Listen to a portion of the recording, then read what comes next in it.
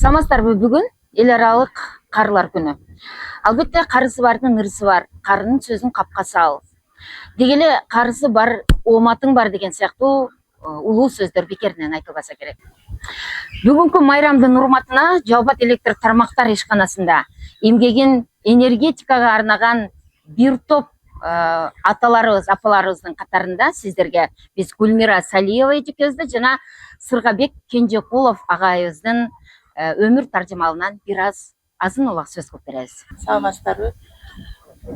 Эмне демекчимин, бүгүнкү карылар күнү менен баардык өзүм теңдүү, өзүмдөн улуу эже агайларды, сиңдилеримди, инилеримди баарын майрам менен куттуктап кетем. Баарына ден соолук, жакшы эс алуу. Мен бул энергия системасына 1995-жылы Жалал-Абад РЭСке эсепчи болуп жумушка келгенмин. Мен эсте кала турган эмем, эсепчи болуп келгенде эле өзүмө байкалган. Энергетика терминдерин жакшы билчү эмесмин. Ошол кезде иштеген Мырзарайым деген главный инженер бар эле. Энергия терминди бирме-бир мага үйрөтүп чыккан. Мен ошо Жалал-Абад электр тармактар ишканасына 1980-жылы келгем. Ал кездеги Фрунзе политехникасынын энергетика факультетин бүткөнмүн. Келип эле ошондо инженер кызматка орноштум 84-жылы август айында. Ошо Эргеш Турабаевич аксакалыбыз бар, ошол кезде директор экен. Ошо кишинин колунда өсүп чоңойдук. 86 жылга чейин мен инженер кызмат аткардым, ар бир службаларда кызмат көрсөтүү бөлүмдөрүндө. 86-тан баштап Эргеш Турабаевич жетекчилик орундарга бере баштады. Ошо бөлүмдүн жетекчиси болду. Андан кийин төрага болду, профсоюздардын бириккен. Андан кийин главный инженердин орун басары болду, өзүнө зам директор болду. Иши кылып 45 жылдын ичинде жалаң ошо энергетика тартап, 2018-жылдын акырында кечээ ачтым. Ошол Жалал-Абад энергосбытта иштеген кезде в основном бүт жаш контролер балдар менен иштедик. Контролер балдар менен эсеп кысап учетун алып жүргөн кезде бизде өтө жаштар менен иштөө өтө кызыктуу болчу. Ошону менен эле катары өзүмдүн профессиям боюнча дагы практикага келген кыздарды ошол жерден окутуп, үйрөтүп, кадр өстүрүү боюнча окуп кеткен, практикадан илим алып кеткен кыздар бар. Биздин убакта оор болчу. Ал кезде билинген азыр салыштырсак, жата турган жерлер жок болчу эле. Станцияда талап каршы жатып иш кылчу элек, раскладушка, ардекени көтөрүп алып жатып жашап эле турмуш өткөргөнбүз. Анын оорчуктары көп болгон. Особенно линия авария болот, үзүлөт, элдерге свет бересиң, күнү түнү балдарды чакырасың. Ошо Кудай жумуш атканыбыз, Кудайга шүгүр жакшы иштедик. Ошонун аркасында көптөгөн жетишип жеттик. Төрөбаевдин артынан андан кийин жетекчилер деле ар түрдүү баягы сыйлыктарга жетиштик, мамлекеттик эмелерге жетиштик. Тармагына өтө салымым коштум деп ойлойм, себеби деген учет ишинде иштөө деле өтө оңой эмес. Ошол энергетиктердин өтө кыйналганын, ошолордун кандай эме кылган баардык учетторун алып барчубуз.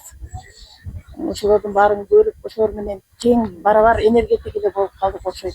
Ал убакта центральный аппарат диспетчер пунктта иштечү элем, начальник ошо энергетиканы бөлүштүрүп пункт деп койчу эле, ошонун түштүк боюнча ошондо жетекчиси элем. Мына биз эң азыркы мына завод алтын комбинаты курулуп, ошол жерде системный перетек деп коет, ошол линия үзүлүп калды ушул кездерде болсо эле.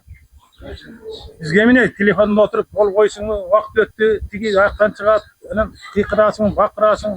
Ал күнү болбоду, эртеси Эргеш Турабаевич бет эле добиться кылып, анан кошо учтум мен дагы балдар айтып кошо жүрүңүзчү. Барсак, ичинесиң опора жыгылып, үзүлүп, проводдун четинде 1 метр манада калып турат. Чекеси галолет деп коет. Ошондо бай инстокан окуганбыз, көргөн эмес, көрүп таң калган. Биринчи жолу ошондо биздин жанагы кызматкерлер аябай ыраазы болгон. Ошондо суулукта, карда. Экинчиси мына Майылсайда ламповый завод бар, алда өтө катуу эме болчу. Эмени өзгөртөбүз деп мен барып, анда релени коргонуу деп коет эле. Таң аткыча уктабай иштегем. Ошол эсте вообще уктаганым жок. Эртең менен саат 8-де бүттүм. Ошо Майылсайдан Жалал-Абадка кеч уктап келгем машинада. Алакта кайда азыр машина, грузовой машина алып келип, ушул экөө ушундай случайлар болгон. Эми дагы ичсем аябай эле көп. Эми 40 жылда эмнелерди көрүп эдик, энергия тармагындачы. Мен сыйлыктарым көп эле аябайча. Мен бүт учет боюнча бухгалтериянын бардык эмелерин окуп чыгып сертификаттарым бар. Медиадан алган, өзүбүздүн жалпы электронун бухгалтериядан алган грамоталарым бар. Анан ошондой эле акыркы жылдары ушу Атактуу ардагер намына күбөлүк энергия холдингдин атынан ардагер деген нам менен медаль берген. Мен аябай кубанычтамын. Ушул менин эмгегимди баалап, мондай ушундай медальди алып, азыркыга чейин сыйлыктанам, мактанам. Мүмкүнчүлүктөн пайдаланып мен баардык ушу энергетиктерди анын үстүнө куттуктаймын. Ушу баардык ветерандары, иштеп аткандары, ошо иштен ийгилик каалаймын. Жалпы ушу бүгүнкү жалпы карыялардын күнү ошол күндө куттуктайм. Элибизде тынччылык болсун, ушу карыяларыбыз бар болсун. Ушулар баары жүрөбүз, ушуларга денсаулык берсин. Ana biz de ошо аларды арттан батабыз, балдарга биз дагы ушу аман эсен болобуз. Баардыгыбызга жакшылык болсун, элибиз жерибиз тынччылык болсун.